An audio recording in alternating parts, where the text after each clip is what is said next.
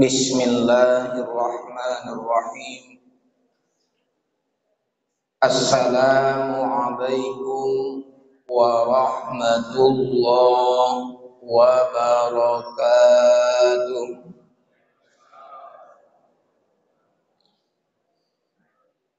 Yang menjawab salam saya doakan masuk surga. Lebih ramai yang menjawab amin daripada yang menjawab salam nampaknya. Bu, mau masuk surga bu? Mau cepat atau lambat? Mau mati sekarang? Enggak katanya. Tapi mau cepat. Alhamdulillahilladzi syahru Ramadan alladzi unzila fihil Qur'an hudan linnasi wa bainatin minal huda wal furqan. Asyhadu an la ilaha illallah wahdahu la syarikalah wa asyhadu anna sayyidana Muhammadan abduhu wa rasuluhu la nabiyya ba'dah. Allahumma salli wa sallim wa barik ala sayyidina Muhammad wa ala alihi wa ashabihi rasulillahi ajma'in, amma ba'du.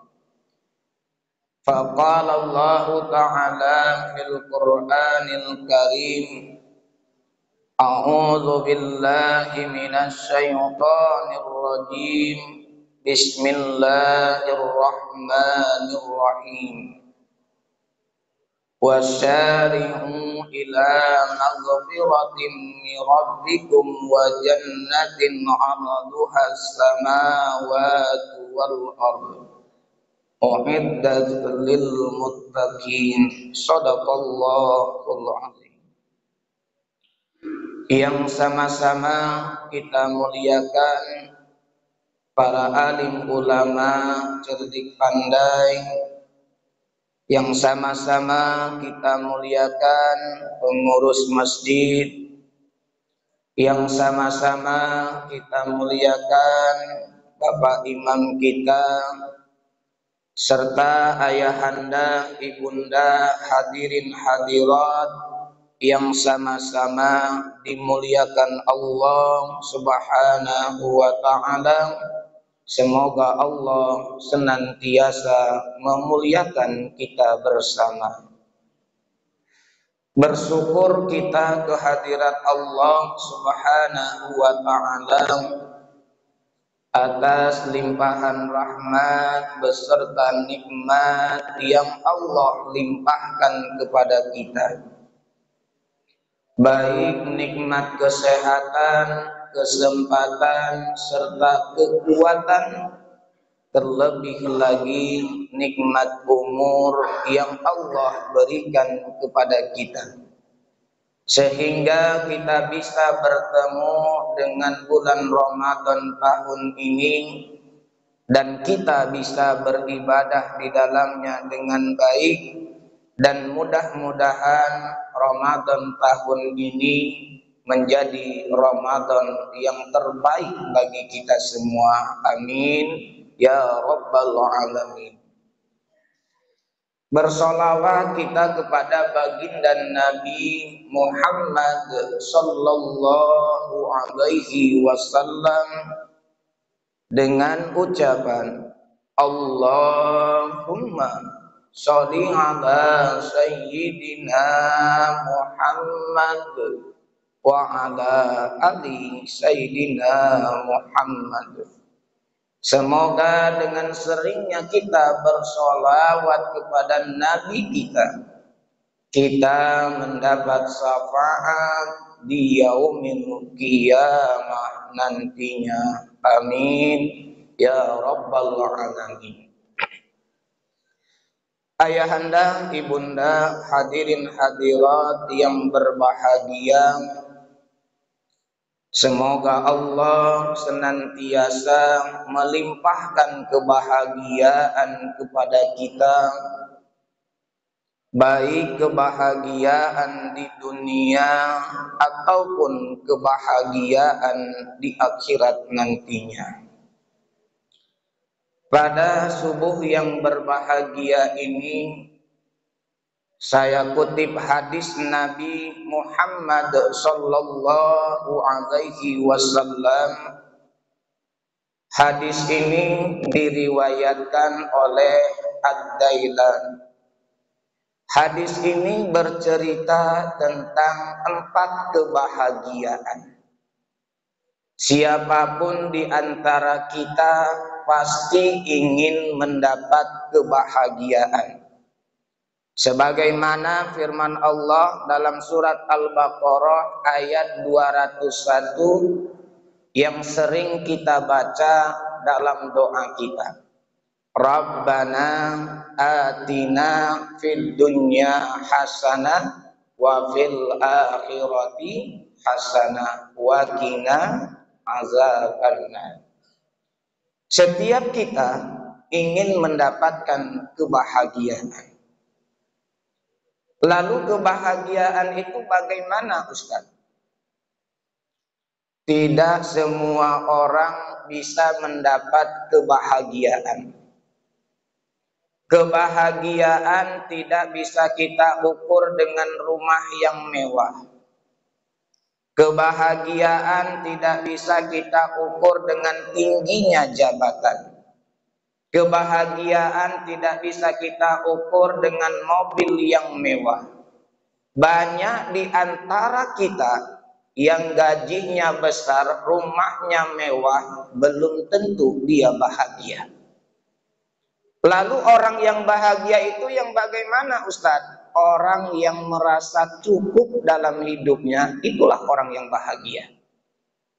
Walaupun gajinya kecil, tapi dia merasa cukup, bahagia dia. Cukup untuk hidup sehari-hari, cukup untuk membiayai anak sekolah, cukup untuk beli kalung sebesar rantai kapal, cukup untuk beli mobil mewah, cukup untuk beli rumah mewah. Bagi bapak-bapak cukup untuk nambah orang rumah. Yang penting cukup. Karena banyak orang yang gajinya besar nggak cukup. Kalaulah merasa gajinya besar dia bahagia, cukup, mungkin saudara-saudara kita yang mendapat jabatan tinggi tidak akan mengambil hak orang lain. Maka ibu-ibu mohon maaf lahir batin, kalau suaminya menjadi pejabat walaupun pejabat RT, RW, jangan suka memposting tas yang harga 30 juta. Kenapa Ustadz? Nanti ketangkap KPK. Orang dah diukur gaji RT berapa, gaji RW berapa, tasnya harganya 30 juta. Itu ditangkap KPK, masuk penjara. Maka ayahanda, ibunda yang dimuliakan Allah, kita ini sering tertipu oleh penampilan orang. Ada orang naik mobil Alphard, pakai supir, menurut kita senanglah orang itu. Mobilnya Alphard, pakai supir, dia duduk di belakang, pakai kacamata hitam sambil baca koran. Menurut kita senang kalilah hidupnya. Itu menurut kita. Menurut orang yang ada di dalam mobil Alphard itu, dia pusing 7 keliling itu. Dia pusing untuk mengangsur bulanannya, pusing untuk membayar supirnya, pusing untuk perawatan mobilnya, pusing untuk bayar pajaknya.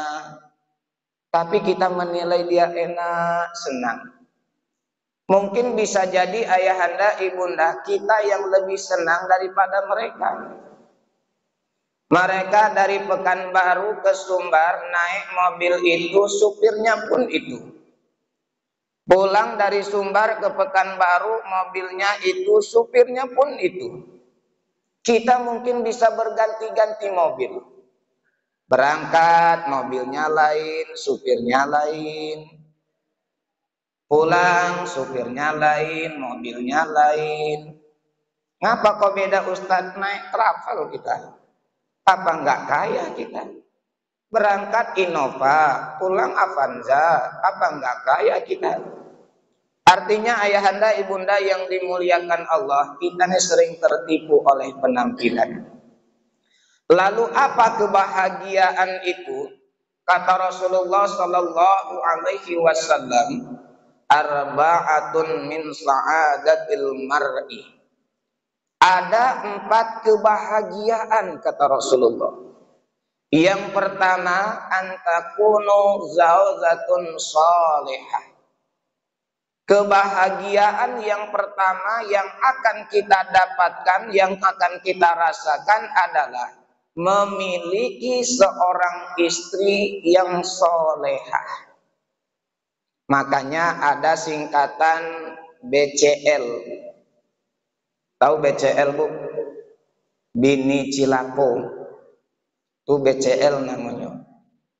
Ada lagi Judes, istri yang judes. Apa kepanjangannya?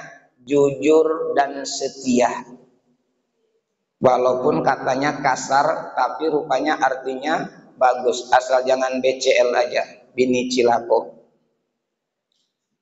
Apa istri yang bahagia itu? Ketika dipandang itu menyejukkan hati. Istri yang taat beribadah kepada Allah, istri yang patuh kepada suami, selagi perintahnya itu tidak berlarangan dengan akidah dan keyakinan kita.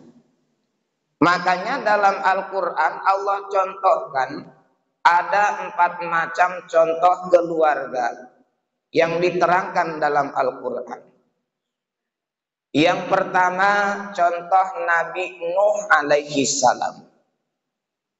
Suaminya baik, rajin beribadah, taat kepada Allah, tapi istrinya durhaka. Istrinya tidak mau beribadah kepada Allah, tidak mau menyembah Allah. Ada nggak Ustadz di Indonesia? Ada. Suaminya taat beribadah kepada Allah, tapi istrinya jauh dari Allah. Yang kedua, ada suaminya yang tidak taat, tidak beribadah kepada Allah, tapi istrinya taat beribadah kepada Allah. Itu siapa? Keluarga Fir'aun. Istrinya taat beribadah kepada Allah, sementara suaminya tidak mau beribadah dan tidak mau menyembah Allah. Jadi kalau ada suami ibu yang tidak mau beribadah kepada Allah, berarti suami ibu jangan pula disebut Fir'aun, Ustaz katanya. Yang ketiga ada contoh keluarga Abu Lahab. Suami istri sama-sama tidak mau beribadah dan tidak mau menyembah Allah. Makanya turun ayat tabat yada abi lahabi watab. Yang keempat ada contoh keluarga Nabi Ibrahim alaihi salam. Suaminya taat beribadah kepada Allah, istrinya pun taat beribadah kepada Allah. Bu, kalau ibu disuruh milih di antara yang 4 ini, kira-kira ibu milih yang mana, Bu? Nabi Nuh, Fir'aun, Abu Lahab, atau Nabi Ibrahim? Nabi Ibrahim, Bu. Tapi Nabi Ibrahim istrinya 2, Bu. Nggak jadilah Ustadz, biarlah Fir'aun lah Ustadz. Yang penting 1 bininya. Artinya ayahanda, ibunda yang dimuliakan Allah, Istri yang solehah itu adalah istri yang menyejukkan pandangan suaminya. Makanya ada namanya sedekah jariyah, ada namanya dosa jariyah. Dosa jariyah itu apa Ustadz? Dosa yang terus mengalir.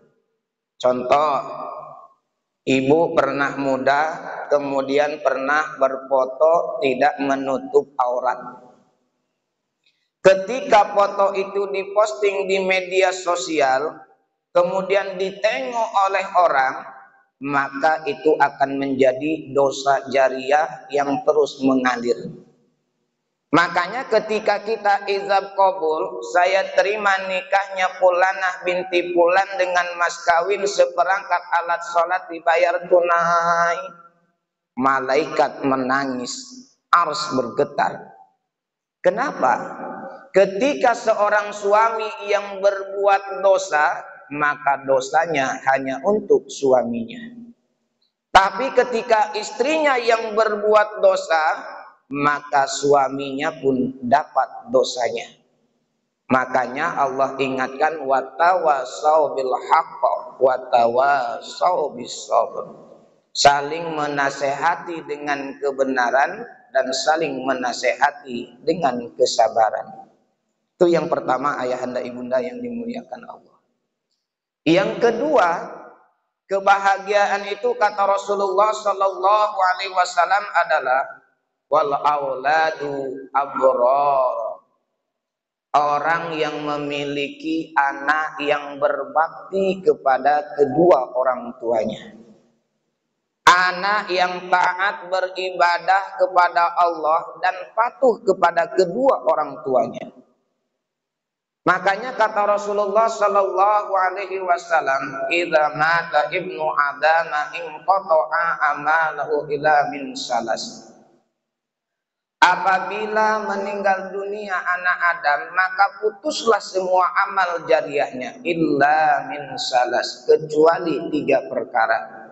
Yang pertama sedekah jariyah, ilmu yang bermanfaat, anak yang soleh. Kita meninggalkan anak yang soleh, anak yang hafal Al-Quran.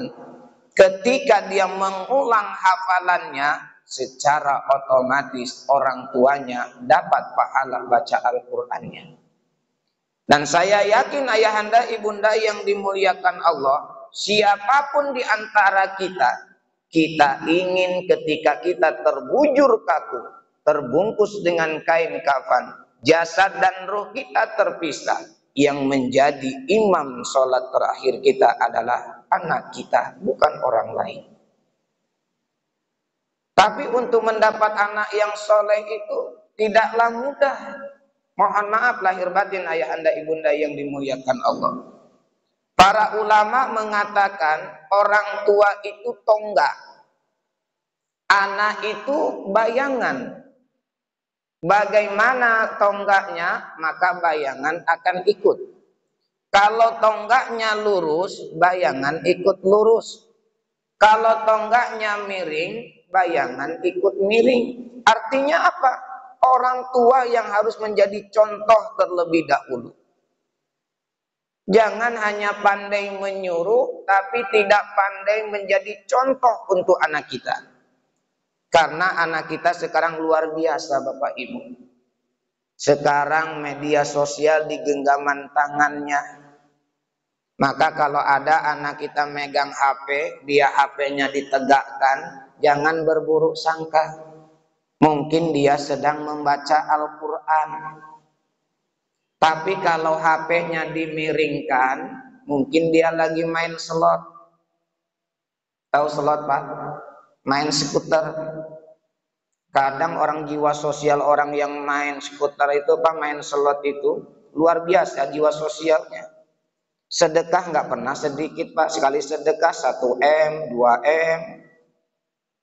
Kadang saya ngeronda di rumah, di perumahan, sampai ke pos ronda, datang dibilangnya, "Ustadz, sedekah Pak Ustadz," katanya. Saya kira sedekah apa? Rupanya sedekah chip. Itu udah menjadi pasaran, banyak sekarang anak-anak kita yang tergoda dengan permainan itu. Maka ayahanda ibunda yang dimuliakan Allah, didik anak kita. Ungkapan mengatakan buah jatuh tidak jauh dari pohonnya, itu dulu. Sekarang banyak yang buah jatuh jauh dari pohonnya.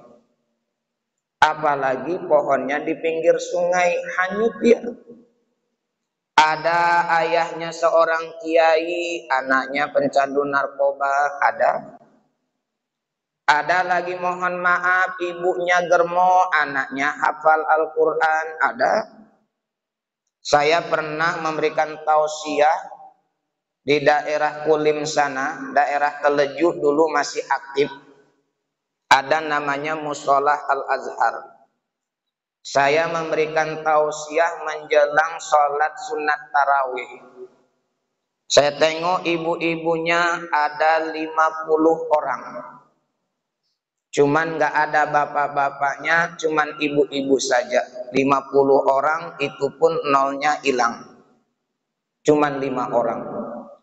Kata ibu-ibu, alhamdulillah Ustadz datang, kamilah 3 malam nggak taraweh Pak Ustadz. Kenapa? Saya bilang, karena tidak ada bapak-bapak di sini Ustadz. Kemana bapak-bapak? Pergi taraweh ke komplek Pak Ustadz.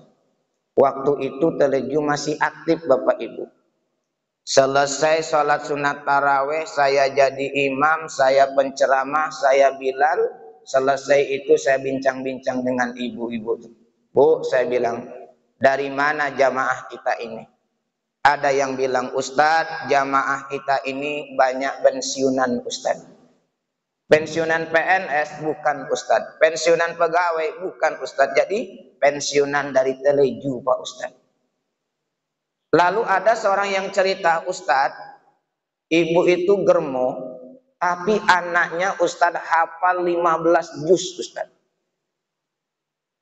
Orang tuanya, ibunya itu germo, tapi anaknya hafal 15 juz, dia sekolah di As-Sofa.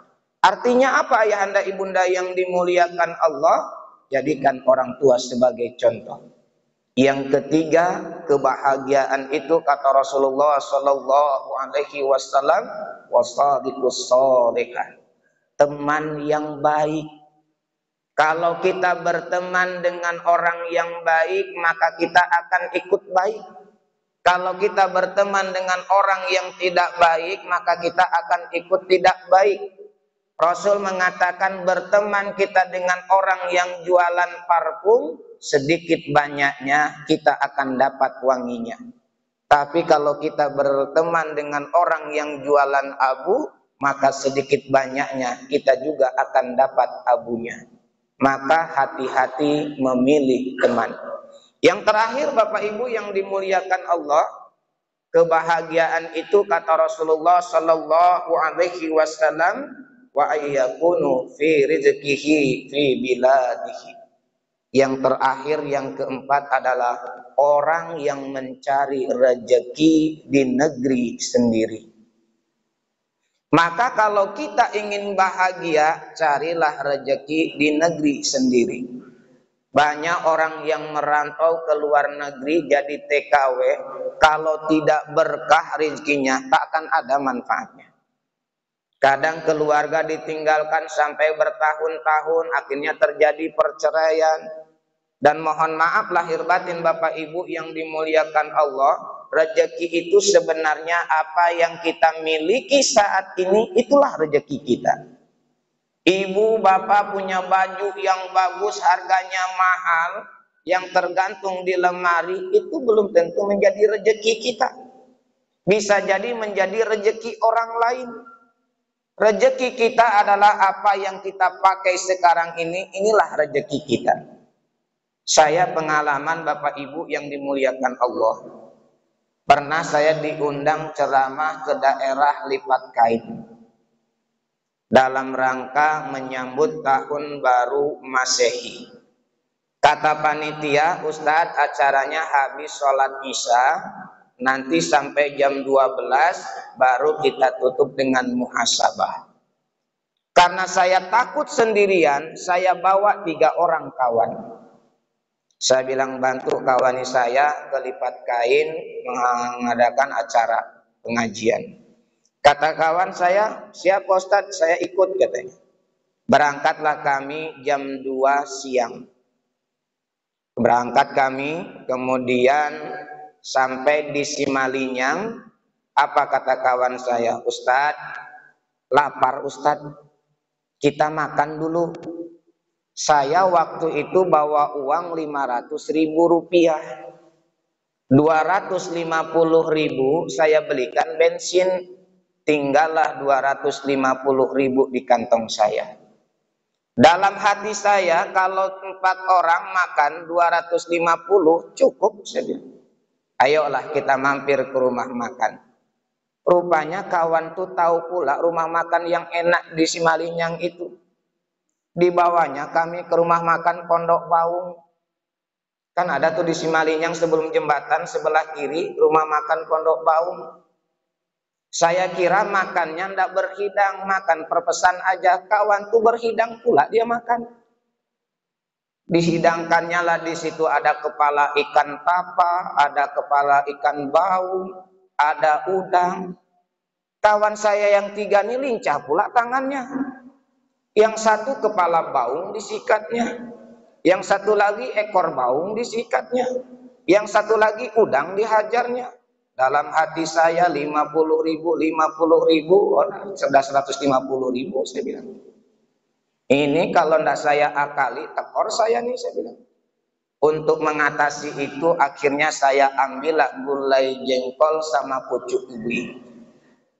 Karena mengingat uang dalam kantong saya. Kata kawan, Ustadz, ambillah kepala baung itu enak nih Ustadz katanya. Saya bilang, saya enggak terbiasa.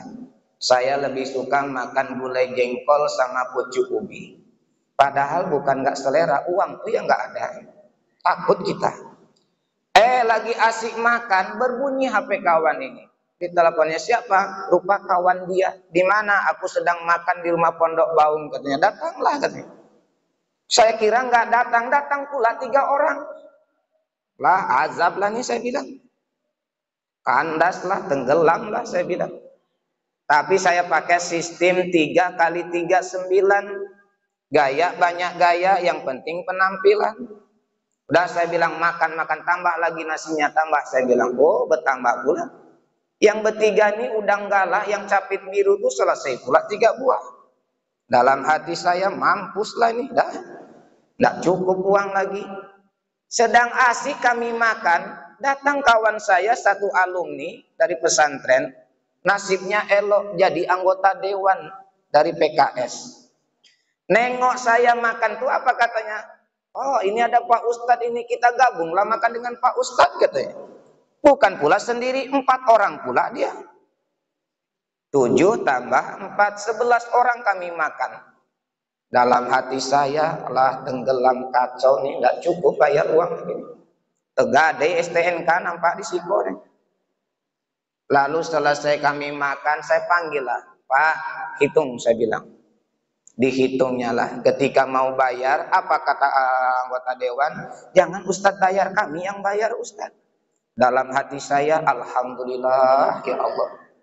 Tapi saya jaga image. Nggak usah Pak Dewan, biar saya yang bayar, saya bilang. Padahal dalam hati copek lah bayar. Tidak cukup mah. Kata Pak Dewan, biarlah kami Ustadz, sekali-sekali kami bayarkan Ustadz katanya. Saya tidak mau kalah pula.